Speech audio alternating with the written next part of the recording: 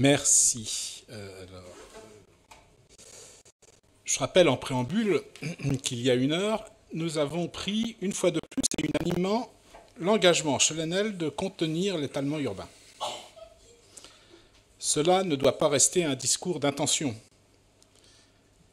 Nous devons maintenant passer aux exercices pratiques. Cette délibération est en quelque sorte la traduction de ce que nous ne pouvons plus faire, même si vous ne manquerez pas une nouvelle fois de faire appel aux chômeurs des quartiers sensibles pour justifier votre contradiction avec le vote d'il y a 1 heure. Sachez cependant que vous n'avez pas le monopole du bon sens économique. Nous sommes nous aussi très attentifs à la bonne marche de nos entreprises.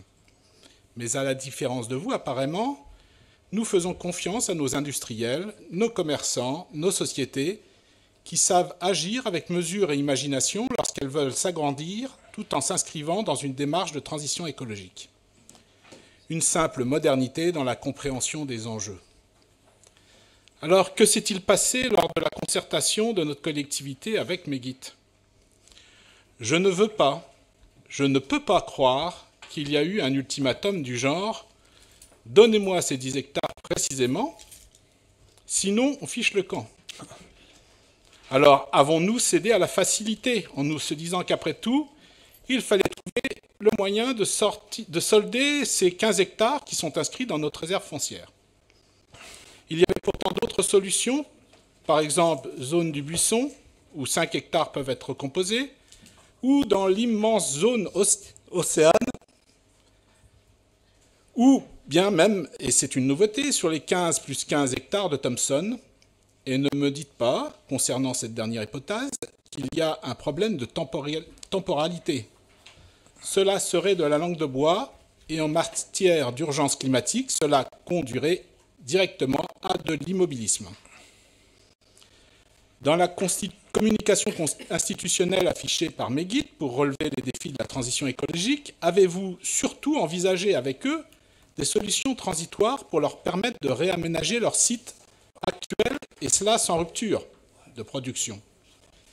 Car en fin de compte, cet industriel souhaite disposer, et c'est écrit, à terme de 14 500 m², alors qu'il dispose actuellement de 9 500 m². Or, cette entreprise dispose d'un espace utile de 3,4 hectares et pourrait donc largement héberger son activité, y compris en envisageant d'éventuelles extensions, à la condition cependant de concevoir une architecture éco-responsable. Je prends d'ailleurs l'exemple, et ce n'est pas mon habitude, d'évoquer la modernisation récente, pour ceux qui le connaissent, du Super U de Beaucouzé, qui a doublé sa capacité de parking et largement augmenté sa surface de vente, sans empiéter aucunement sur les espaces naturels alentours et sans solliciter, d'ailleurs, d'aide particulière des collectivités.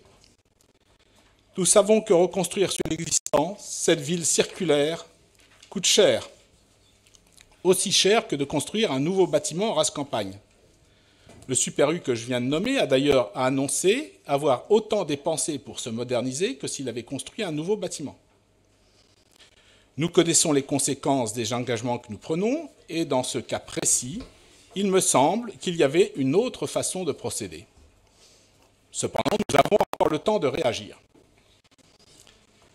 Nous nous abstiendrons sur le contenu technique de cette délibération, même si nous sommes opposés au projet, car il n'est pas question de remettre en cause le principe de concertation que vous avez exposé ici.